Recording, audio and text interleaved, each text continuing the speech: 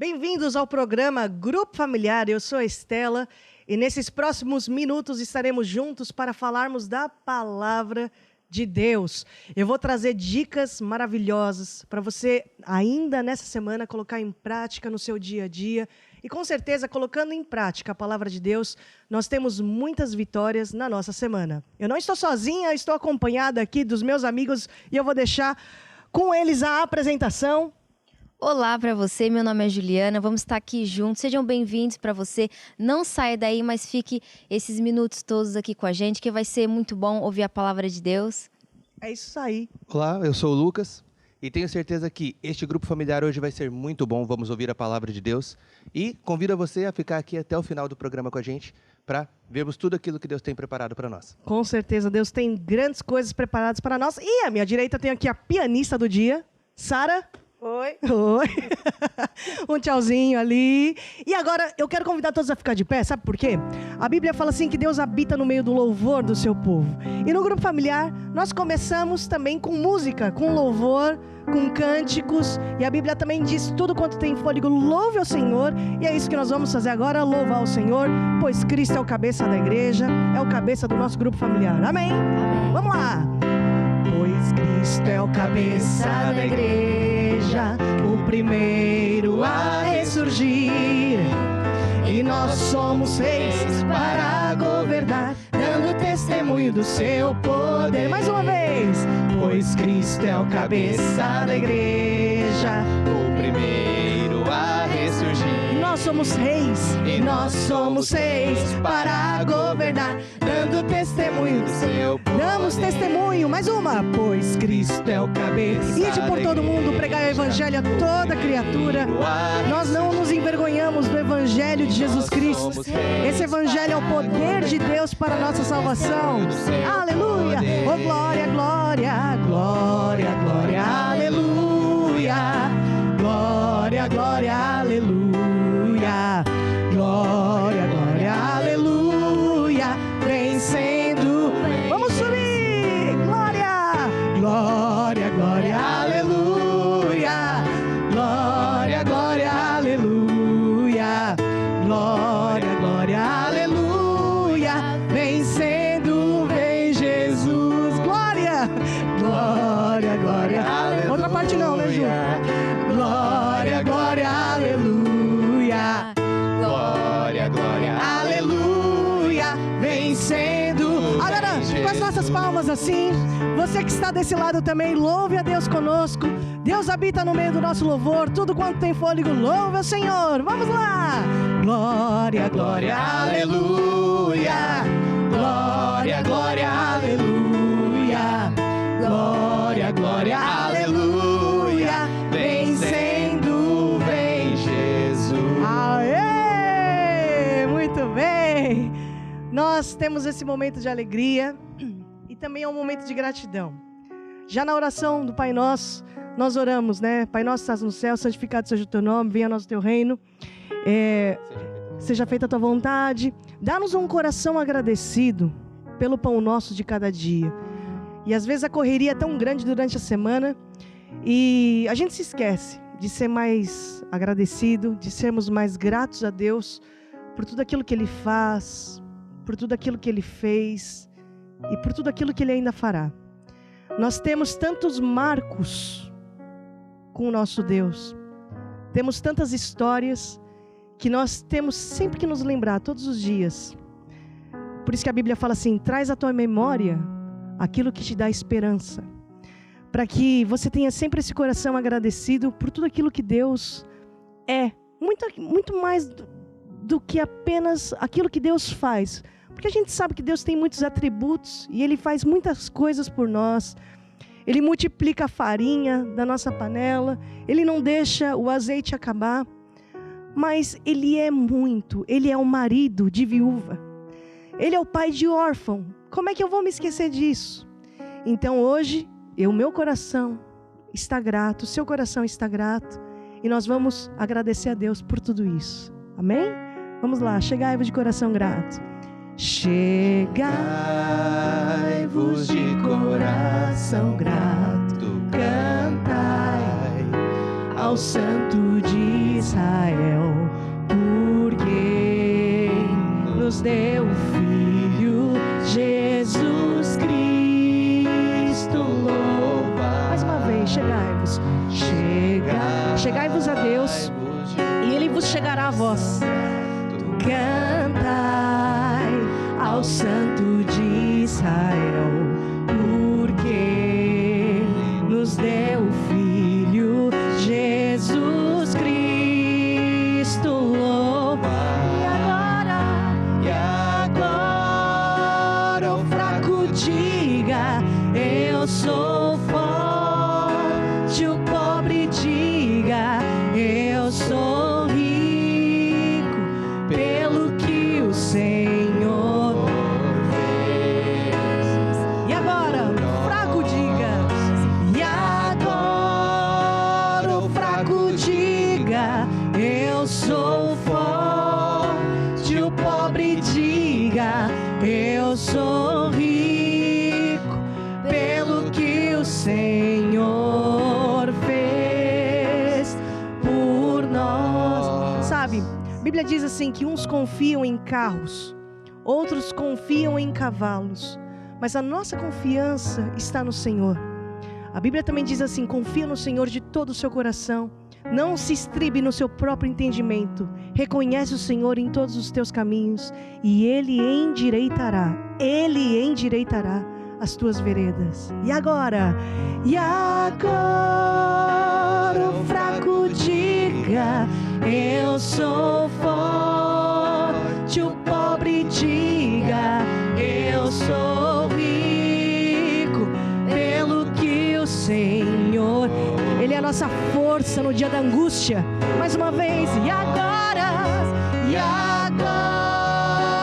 o fraco diga: eu sou forte. Fortalecei-vos no Senhor e na força do seu poder.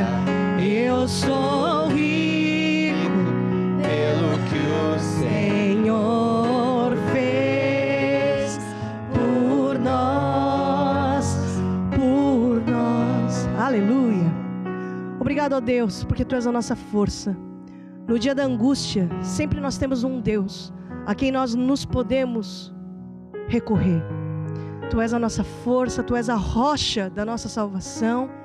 E te peço que o Senhor abra os nossos olhos espirituais para a Tua palavra, para o Teu amor e para o Teu poder neste grupo familiar, em nome de Jesus. E todos vocês digam comigo: amém, e amém. É isso aí, podemos todos nos assentar. Muito obrigada, Sara. Sempre nós louvamos a Deus no grupo familiar com os nossos talentos. E assim, quem toca também louva a Deus com os talentos. Nós não louvamos a Deus apenas com a nossa voz, mas o nosso talento louva a Deus também, né, Sara? Glória a Deus.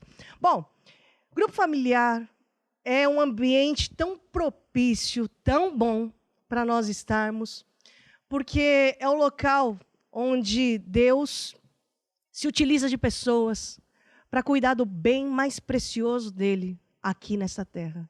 E o bem mais precioso de Deus nessa terra são as pessoas. Deus te ama tanto, e Deus ama tanto a humanidade, que deu o seu Filho Jesus, ainda quando nós éramos pecadores. Olha o tamanho do amor de Deus. E o grupo familiar é um projeto onde nós cuidamos das pessoas, porque a mudança é muito progressiva na vida de uma criança, de um jovem, de um adulto, de um casal. Porque é uma mudança que vem de dentro para fora. Bom seria se fosse de repente, né? Mas não é. Então, essa mudança vem através do acompanhamento. O acompanhamento é vital para uma pessoa passar de convertido a discípulo. E aí entra a importância do grupo familiar. É ou não é, Juliana? É verdade. É muito importante participar de um grupo familiar, porque assim a gente vai crescer como uma criança. A gente vai errar, mas ouvindo a palavra de Deus, sempre participando no grupo familiar, a gente vai crescer em Cristo e a gente sempre vai vencer. Tudo aquilo que nós formos fazer vai dar certo, porque eu sei fazer aquilo no caminho de Deus, na palavra de Deus. E o ambiente também, Lucas, é importante, né? A convivência, as companhias, tudo isso agrega muito, né? Exatamente, como o próprio nome diz, é um grupo familiar. Então estamos aqui em família. Somos todos aqui irmãos em Cristo e estamos aqui na melhor companhia possível, que é na companhia daquelas pessoas que só falam a palavra de Deus. É isso aí. Lucas, eu agora quero falar sobre amor e sobre andar em amor. Eu quero falar sobre relacionamentos, porque muita gente hoje não gosta de se relacionar. Por quê? Porque não lida muito bem com as frustrações que ela tem e as expectativas que ela tem em relação aos outros. E, às vezes, muitas situações durante a semana, na família, no trabalho, até mesmo na igreja, você que é um cristão e frequenta a igreja, seja lá onde for, machucam muito. Aliás, quando o nosso dedo tá machucado, você encosta o dedo no piano, ai, o piano me machucou. Eu encosto o dedo no microfone, ai, o microfone me machucou. Eu encosto o dedo na Juliana, ai, a Juliana me maltratou. Encosto o dedo no Lucas, ai, o Lucas me machucou. Mas, na verdade, não foi o Lucas que me machucou. O meu dedo é que está machucado. Não foi a Juliana que me machucou, é o meu dedo que está doendo. Não foi o piano que me machucou. Deixa eu também brincar com a Sara. Sara, machuca meu dedo. Ai, a Sara é muito má. Ela é terrível. Por quê? Porque ela me machucou. Gente, não foi a Sara que me machucou, o meu dedo é que está machucado. E a gente tem que saber cuidar das nossas feridas, não é? Porque assim, Deus vai conseguir nos ajudar e nós vamos conseguir ajudar mais pessoas. Eu vou pedir para a Juliana ler o que está lá escrito em Romanos 12:1, para a gente falar sobre sobre ressentimento, né? Fala para a gente, Ju, por favor. Então, em Romanos 12:1 está escrito: E não vos conformeis com este mundo, mas transformai-vos pela renovação da vossa mente, para que experimenteis qual seja a boa, agradável e perfeita vontade de Deus. Olha, o Paulo está dizendo aqui uma coisa muito interessante, e até numa outra versão que eu tenho, diz assim, não se amolde ao padrão desse mundo. Por quê? Porque todos nós temos uma forminha, temos aqui um molde, uma master, um template, né, bem formatado aqui na nossa cabecinha. E o Paulo dizia justamente isso, olha, não usa essa forma, não usa esse molde, mas renova a tua mente, né, Lucas? Não use aquilo que você já conhece, mas renove a sua mente para pensar da maneira como Deus pensa, para fazer da maneira que Deus faz, para falar da maneira que Deus fala. É porque você não conhece. A gente está falando sobre ressentimentos, Lucas. E quando se trata de ressentimento, é porque você não conhece aquela pessoa que está me fazendo mal. O que é o ressentimento, Lucas? Ressentimento é, como o próprio nome diz, é voltar a sentir algo que eu já senti. Se foi, por exemplo, se foi uma tristeza, é voltar a ficar triste todas as vezes que eu ver aquela pessoa. Se for, por exemplo, olha, eu fico chateado, fiquei com raiva porque aquela pessoa me fez alguma coisa. Todas as vezes que eu ver aquela pessoa, eu vou voltar a ficar com raiva. Porque aquela pessoa me fez alguma coisa, eu vi ela passando na rua e já estragou o meu dia. Isso é um ressentimento, porque bastou ver a pessoa para o meu dia já ficar logo estragado. Ô, Lucas, o ressentimento é muito fácil falar para quem já viveu, porque o desgosto é tão grande que uma pessoa debaixo de ressentimento, Sara, ela lembra que em 1984, naquele ano de 1984, naquela manhã chuvosa, aconteceu isso, e você me falou isso, e a tua sobrancelha até envergou. Sabe o dia, a hora e tudo. Sabe? E ela vive naquele momento, Juliana, naquele momento presente, aquele sentimento amargo, do desgosto de 1984. Exatamente. Né? É uma marmita requentada. Por quê? Tá lá a marmitinha que coloca no micro-ondas, né, Sara? E tira a marmita quentinha para saborear o sentimento daquela marmita de 1984. E se ela começar a esfriar, volta a aquecer. Volta a aquecer, claro. Vamos aquecer a nossa marmita. Gente, a gente ri, mas é muito triste. Porque uma pessoa que está debaixo desse sentimento, ela anda amargurada. E a amargura é de dentro para fora. Mas existe solução. Paulo dizia, renova a tua mente, transforma os teus pensamentos. E sabe como é que você se liberta de ressentimentos? Sabe como? Primeira coisa, fala bem dessas pessoas. Ora por essas pessoas. Limpe a tua cabeça, os teus pensamentos com a palavra de Deus. Fala bem dessas pessoas. Você só vai conseguir com a ajuda de Deus. Você pode contratar o melhor terapeuta, o melhor psicólogo, você pode ler os melhores livros, mas existem prisões e algemas que são espirituais. Então decida ter a ajuda de Deus nessa área e com certeza você vai estar livre nesta semana de todos os laços que são invisíveis, mais reais, da falta de perdão. Vamos nessa, gente? Vamos tentar nessa semana jogar a marmita para fora. Vamos decidir não esquentar a marmita de ressentimento no micro-ondas, combinado? Combinado. Sim, combinando. Porque assim a nossa vida vai ser mais leve. E Deus vai nos fazer muito felizes. Amém? Amém. Fala assim comigo, ó Deus, Ó Deus, eu te peço eu ajuda, te peço ajuda para vencer para vencer ressentimentos, ressentimentos, amarguras amarguras no meu coração. no meu coração. Limpa o meu coração. Limpa o meu coração. Em nome de Jesus. Em nome de Jesus. Amém. Amém. E amém. E amém. Vamos conseguir, minha gente. Vamos conseguir, porque a alegria do Senhor é a nossa força e essa alegria só vem quando a gente pratica a palavra de Deus. Certo? Certo. Bom, vamos falar de uma coisa que todo mundo gosta. O que vocês gostam, além de comida? Dinheiro? Dinheiro. Ainda bem aqui que todo mundo falou dinheiro, né? Não sei se vocês ouviram, mas gritaram. Olha lá, vamos falar sobre os princípios de Deus na área financeira. Aliás, no grupo familiar, sempre nós falamos dos princípios de Deus em todas as áreas, mas eu agora quero me focar na área financeira.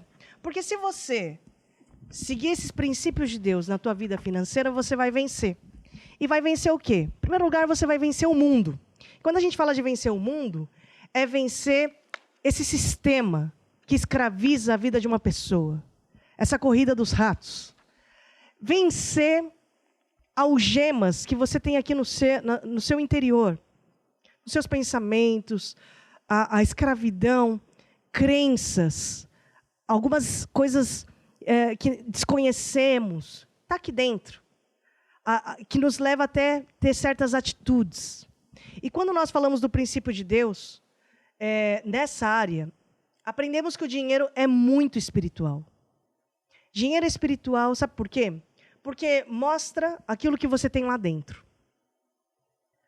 O pouco dinheiro, o ter pouco dinheiro, ou o ter muito dinheiro, sempre vai pôr para fora e revelar de uma pessoa, né, até aquilo que ela, porventura, tenta esconder.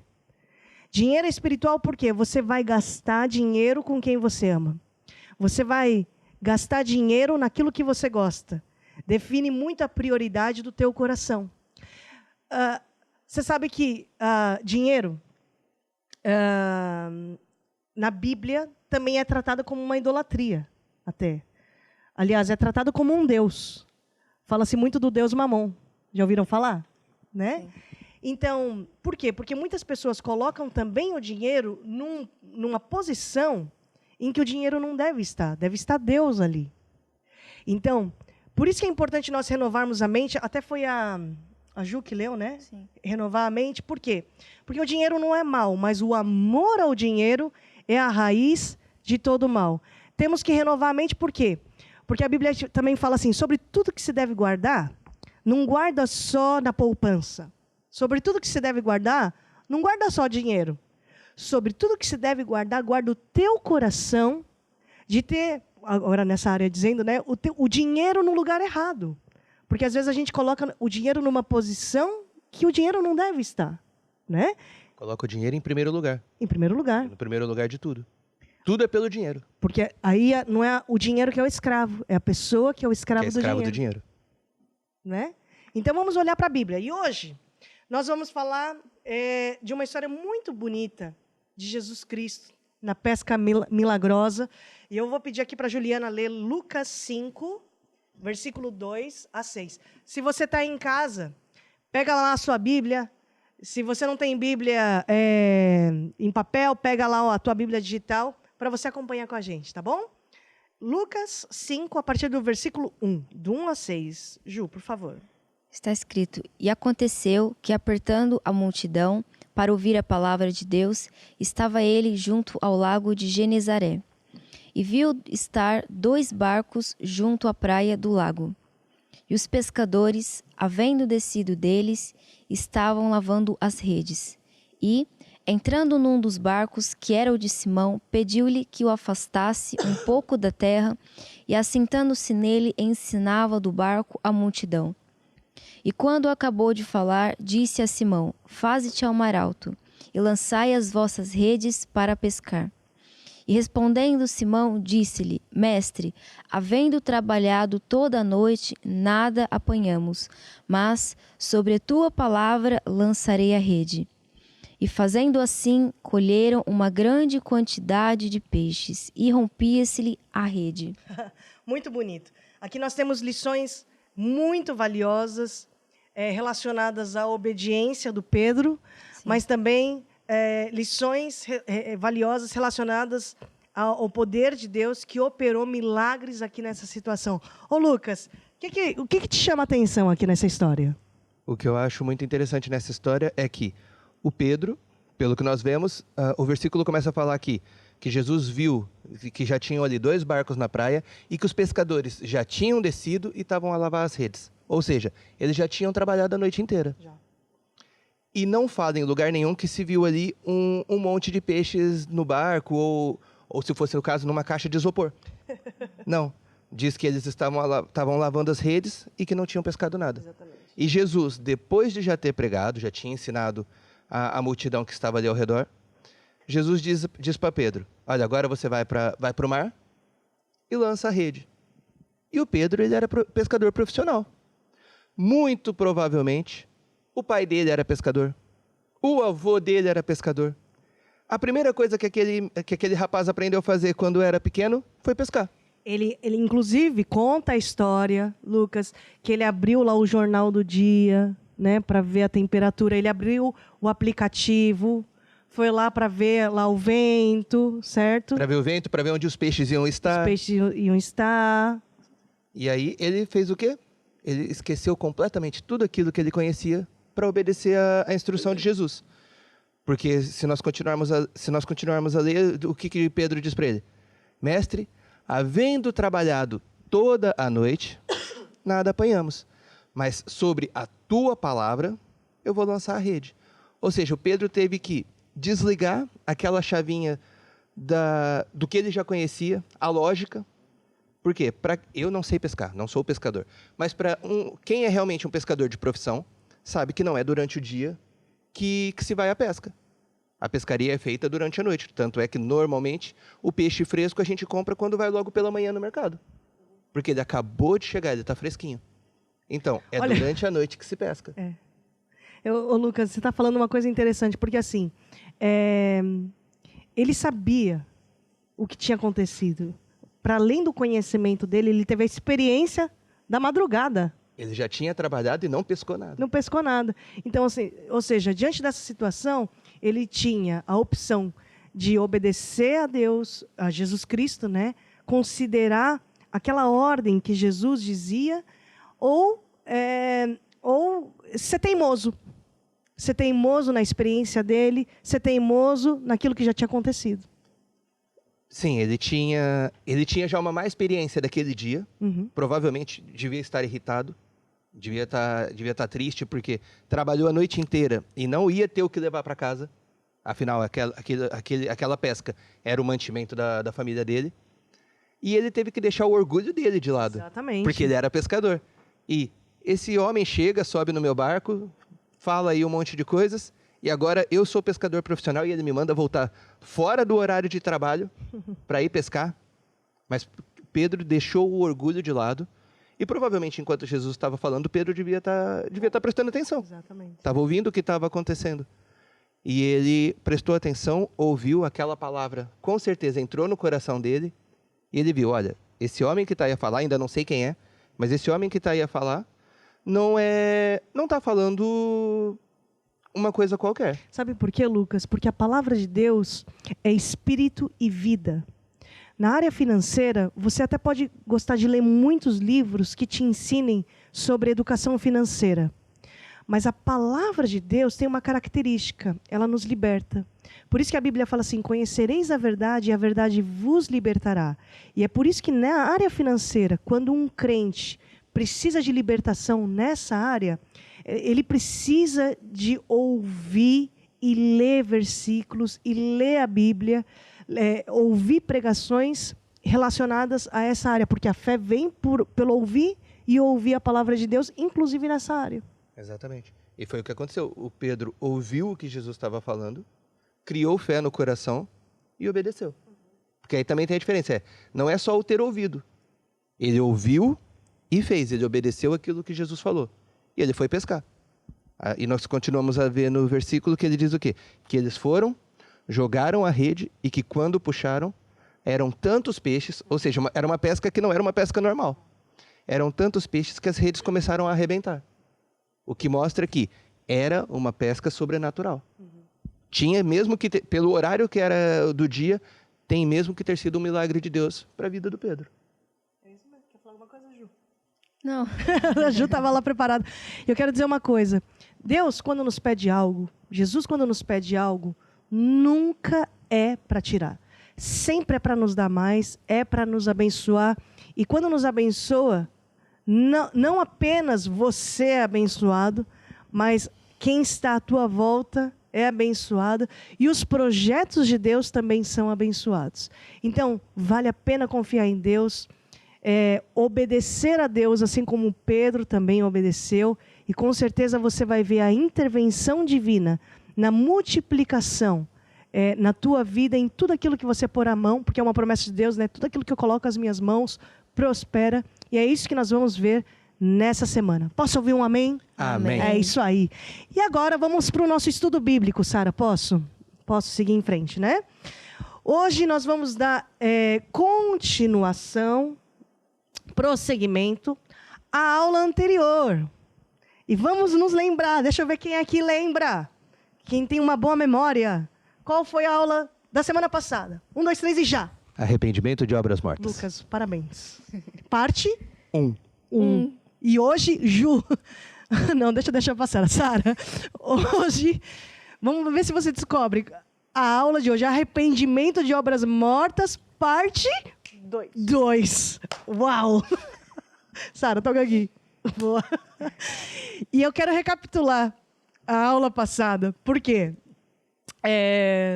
Agora eu já até esqueci, a Sara me desconcentrou. O que a gente falou sobre arrependimento, né, Lucas? Arrependimento é mudança de pensamento, sentimento e atitude. Quando a gente está no grupo familiar, a gente fala das doutrinas, dos ensinamentos. As doutrinas, os rudimentos da doutrina de Cristo. E essas aulas de arrependimento de obras mortas, é exatamente isso. É os rudimentos da doutrina de Cristo, ou seja, a base. Não adianta nada você querer saber nadar no fundo se você não sabe nem entrar no raso. Então, essas aulas vêm mesmo para agregar esse início, para você entender alguns fundamentos da doutrina. E quando a gente fala da doutrina, quando a gente fala também de arrependimento. João Batista pregou arrependimento. Foi a pregação de João Batista. Arrependei-vos. Jesus Cristo veio, e qual foi a pregação de Jesus Cristo? Arrependei-vos. Então, esse arrependimento não é só uma mudança exterior, mas é uma mudança interior, de pensamento, sentimento, atitude. E quando a gente fala de obras mortas, o que é obras mortas, Ju? É tudo aquilo que causa morte espiritual, causa separação entre mim e Deus. Tudo aquilo que vai me afastar de Deus. Às vezes não é nem necessariamente um pecado, mas é tudo aquilo que eu coloco em primeiro lugar, à frente de Deus, aquilo que eu dou mais importância, aquilo que vai me afastar de Deus mesmo. E é bom a gente falar disso, porque assim, Deus ama o pecador. Deus amou o mundo de tal maneira que enviou Jesus no teu lugar, no meu lugar. E essa lição, esse estudo, é importantíssimo. Por quê? Porque Jesus não veio para os justos, não veio chamar os justos para o arrependimento, mas veio mesmo para os pecadores. E nós precisamos dessa justificação, nós precisamos desse advogado, Jesus Cristo, que nos defende diante do tribunal, para nós sabermos, em primeiro lugar, como nós podemos vencer o pecado. E como é que você também pode vencer sentimentos dos fracassos do teu passado, porque o nosso Deus é o Deus da segunda chance. Então, hoje nós vamos entender quais são esses caminhos, quais são essas obras mortas, conforme a Juliana disse, caminhos que levam à morte e que nos separam separam de Deus. Deus ama o pecador, mas abomina o pecado. Então, o que é isso que nos afasta de Deus? Vamos abrir as nossas Bíblias lá em Gálatas, é isso mesmo? 5:19. Juliana, vou te dar trabalho, pode ser? Então, lê pra gente o que está lá escrito em Gálatas 5:19 até o 21. Está escrito: porque as obras da carne são manifestas, as quais são prostituição, impureza, lascívia, idolatria, feitiçarias, inimizades, porfias, emulações, iras, pelejas, dissensões, heresias, invejas, homicídios, bebedices, glutonarias e coisas semelhantes a estas, acerca das quais vos declaro, como já antes vos disse, que os que cometem tais coisas não herdarão o reino de Deus. Então vamos lá, estamos recapitulando a aula passada, nós já falamos sobre isso, né? Prostituição, impureza, todo mundo sabe que é, lascívia, que é aquela busca excessiva e desenfreada pelo prazer sexual. Depois falou-se de idolatria. O que é idolatria, Lucas? Vamos lá relembrar. Idolatria, normalmente quando nós falamos em idolatria, o normal é pensar logo em, por exemplo, em santos ou qualquer outra coisa que seja Ídolos, espiritual. Imagens. Exato. Né? Mas idolatria é tudo aquilo que eu coloco em primeiro lugar na minha vida, à frente de Deus. Pode ser, por exemplo, o meu time do coração, o meu time de futebol. Pode ser um filho, pode ser um trabalho, pode ser a carreira, dinheiro, pode ser sexo. Qualquer coisa que eu coloque em primeiro lugar na minha vida, isso é um tipo de idolatria. Ou seja, tudo aquilo que já tomou o pódio no meu coração. Que está em primeiro lugar. Né? Ok, idolatria. Paramos aonde? Feitiçaria.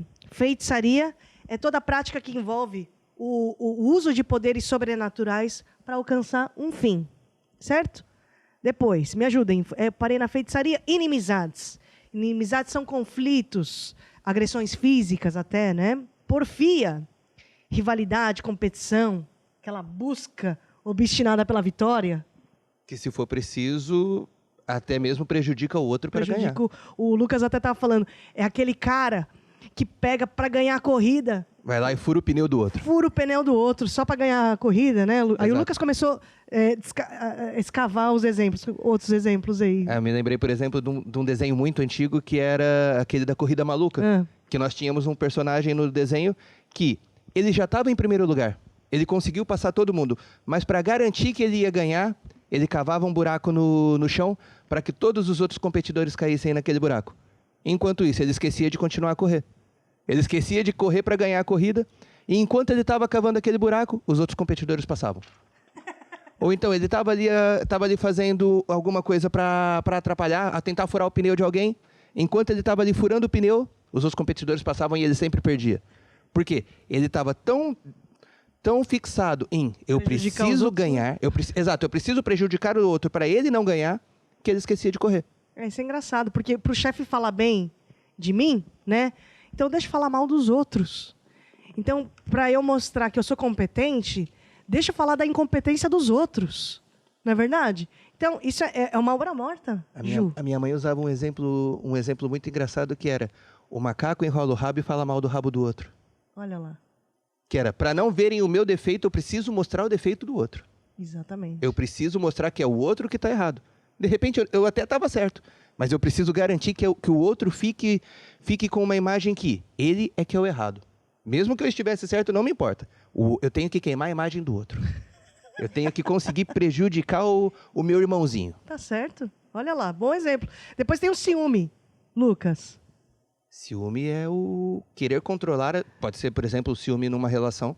Pode ser o ponto do eu não confio naquela pessoa. Eu preciso controlar, saber a todo tempo aonde aquela pessoa está. A desconfiança, o excesso. Nos telefones mais atuais, hoje em dia, coloca até o GPS seguindo o outro. Que é para, onde você está? É ameaça, né? Ou seja, a pessoa está ameaçada, então por se sentir ameaçada... Tem esse ciúme. Possessivo. Possessivo. Que até passa da linha do livre-arbítrio, porque Deus deu o livre-arbítrio as pessoas, né? Se até Deus respeita essa linha, por que você não vai respeitar? Porque aí o ciúme é tão grande que começa a controlar a atitude do outro. É. O que é que ele vai fazer, aonde ele vai estar. O que é que ele está fazendo agora, eu preciso saber. Aí também é prima da manipulação, né? Também é primo da manipulação. E o jugo e tudo mais. Estender o dedo. Falar. Hoje a aula é comprida, hein? Olha, eu tenho mais umas 4 horas aqui de aula, né? Tem, 4 horas. Ira, explosão de raiva. Tá ligado à raiva, né? Explosão de raiva. O que é explosão de raiva, Ju? Explosão A pessoa quando está possuída de raiva... é que tá possuída de raiva e quer fazer mal para todo mundo, que aquela pessoa me fez mal. Fala o que não deve. Falo que não deve, não quero mais olhar para aquela pessoa. Ou fazer qualquer coisa para prejudicar aquela pessoa, para me colocar numa outra posição. Juliana, às vezes nem é para prejudicar, é só mesmo para a raiva sair. É a panela de pressão, entendeu? Só para aliviar. É só para aliviar, é só para xingar mesmo, é só porque eu não tenho sangue de barata, é mesmo para sair Só aqui. que tem um problema nisso. Qual é o problema, Lucas? Porque o que me vem à cabeça eu falo mesmo. Exato, só que aí, falou enquanto a pessoa estava de cabeça quente, e aí depois se arrepende. Afinal, não era aquilo que eu queria falar. Eu não queria machucar aquela pessoa. Eu posso até não ter ficado irritado com aquela pessoa, mas não precisava ter falado aquilo. Por quê? Na hora da raiva, quando o sangue ferve, fala o que vem à mente, faz o que... Parece que fica cego, e fala a primeira palavra que vier, faz a primeira coisa que vem à cabeça, e aí depois acontece o quê? Muitas vezes acontecem as desgraças. Relacionamentos ficam abalados, relacionamentos acabam mesmo, porque na hora da explosão da raiva, é prato que voa, é cadeira que voa. Entre as agressões. Exatamente. Passa do ponto de uma agressão verbal até para o ponto de uma agressão física. Exatamente. Por quê? Porque está naquela ira e não consegue nem controlar aquilo que não era realmente aquilo que queria fazer. Lucas, você está indo para o lado que Provérbios ensina muito. E a definição de Provérbios para uma pessoa assim é um tolo. Hoje, na aula de hoje, a gente está indo além até. Porque isso, para além de uma pessoa ser uma tola, ela está cometendo um pecado. Isso é uma obra morta. Isso desagrada profundamente a Deus. E depois ainda continua, né? Discórdia, que é a falta de harmonia entre pessoas e grupos. Dissensão. Dissensão é uma quebra de bons relacionamentos. Até em Provérbios também fala que a 7ª coisa Deus abomina, que é aquele que causa dissensão, divisão entre pessoas. É aquele que chega na rodinha para espalhar a rodinha, né? Para acabar com aquela turma. E muito mais que isso, porque isso também está ligado à facção, que esse versículo também diz, ô Lucas. Mas são pessoas que precisam separar, quebra de bons relacionamentos. Quebras de bons relacionamentos na família. Existem pessoas que querem fazer essa separação. Existem pessoas que querem fazer uma quebra de bons relacionamentos na amizade, numa amizade, no trabalho, até mesmo na igreja. E isso é uma coisa que Deus abomina. A 7ª coisa Deus abomina. É aquele que causa essa dissensão entre as pessoas. É aquela pessoa que só quer ver o circo pegar fogo. Que é a facção, porque aqui ainda a Juliana leu, né? A facção que tem a ver com a divisão. A facção nada mais existe uma ideia, e em prol dessa ideia, os grupos se juntam. Na política, numa cidade, num país, numa igreja. E muitas vezes partem para o extremismo. Se você não concorda com o que eu e os meus... Vai ter consequências. Se você não concorda com o que eu e os meus falamos ou acreditamos, você está errado. E aí você pode estar errado e, em alguns casos, sofre uma censura. Uhum. Ou em outros casos, dependendo do nível que formos para os extremos, se você não concorda comigo, você tem que morrer. Se você não concorda com o que eu falo, você está errado e você tem que morrer. Ou você vai preso, ou você vai ter uma consequência. Tem uma consequência ruim. Tem uma consequência aí. Tem certeza que você não concorda com o que eu falo? Se você não concordar, temos aqui um problema. Tá ligado aí à manipulação também. Continuando, eu tenho realmente 4 horas para dar a aula de hoje? Não, estão falando que são minutos. Gente, essa aula é realmente muito complexa. Eu vou para o próximo ponto, Lucas, tá bom?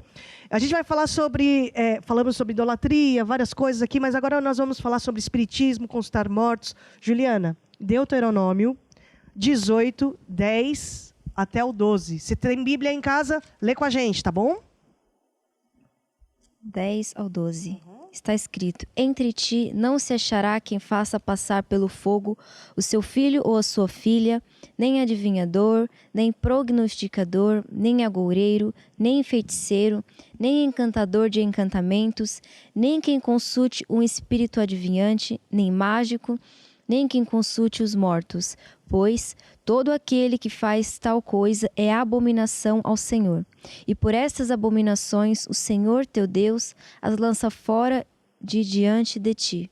Olha, nós vamos aqui agora entender o versículo, porque às vezes a gente lê muito depressa, a gente nem sabe o significado de algumas palavras, né? Quando a gente fala assim, entre ti não se acha aquele que faça passar pelo fogo teu filho e tua filha, está ligado ao quê? Aos rituais. Rituais de consagração, rituais de sacrifício para se conseguir saber alguma coisa do futuro ou se conseguir alguma benesse. Depois fala aqui do prognosticador, que é aquele que faz previsões. Depois fala aqui do agoureiro. Aquele que só fala desgraça, não é? Só prevê desgraça. Quando vai falar, tudo que sai da boca daquela pessoa é o mal. É para prever alguma coisa que vai dar ruim. Exatamente. Né? Depois, feitiçaria. É isso? Parei aqui, né? Fala da feitiçaria, que são rituais de encantamento com o objetivo de controlar certas situações. Gente, às vezes a gente está lendo assim, e o objetivo não é trazer condenação na vida de uma pessoa, porque nós, quando não conhecíamos a palavra de Deus e não sabíamos da verdade, quanta gente não busca esses caminhos porque estão desesperadas? Precisam de uma solução, precisam até de matar a saudade, às vezes a dor de uma pessoa que partiu. Só uma pessoa que perdeu alguém que ama sabe qual é a dor de repente, a pessoa faleceu. Essa pessoa que você ama faleceu. A pessoa daria tudo para falar a última vez com aquela pessoa. Porque não falou em vida, precisa pelo menos saber falar, ouvir, não é? E vai buscar um caminho para ter essa voz. Por não conhecer a verdade, a palavra de Deus, acaba entrando por alguns caminhos que não agradam a Deus. Que não agradam a Deus. Uma pessoa apaixonada, às vezes, ela está cega, ela só quer aquela pessoa. Ela só se vê feliz, casada com aquela pessoa. Eu não consigo ver futuro sem aquela pessoa. O que ela vai fazer? Feitiçaria. Por quê? Porque ela não conhece Deus. Porque se ela conhecesse Deus, ela veria que Deus preenche um vazio que nenhum homem, que nenhuma mulher preenche. É ou não é verdade? Então, por isso que a gente conhece a verdade, Sara. E essa verdade nos liberta.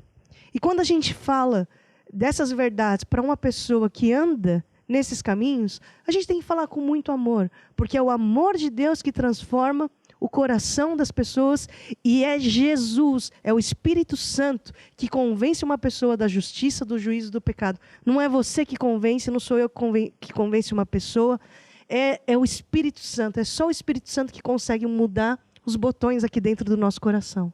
Amém? Amém. Continuando aqui, encantador, é aquele que faz feitiços, né? Realiza encantamentos, necromante. É quem consulta os mortos. Exatamente, faz até previsões hipotéticas baseado nessa conversa, né? Com quem já...